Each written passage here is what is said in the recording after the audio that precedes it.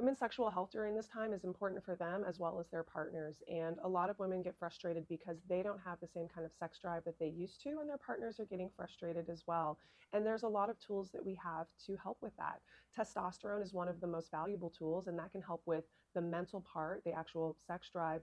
But there's a lot of physical changes that happen as well. And sometimes testosterone isn't even needed to help with that. So, for example, I had a patient just this week, and she's been struggling with libido, and she'd been placed on testosterone, and she didn't like the way it made her feel. She said it made her feel kind of angry, made her feel moody, and she didn't really notice much of a change to her sex drive. So we started talking, and well, it turns out it's less about the mental part, and it's more because sex is painful. And so it's very important to not only do the inside, like what the tablets can do, but also using some vaginal estrogen creams, just like a moisturizer, and putting it on the external tissue.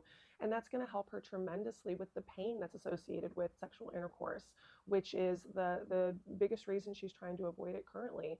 We also had a discussion about using lubrication liberally. There are certain types of lube, like a silicone-based lube, that does a much better job than water-based lubes. This is why I really prefer silicone-based lubricants for women.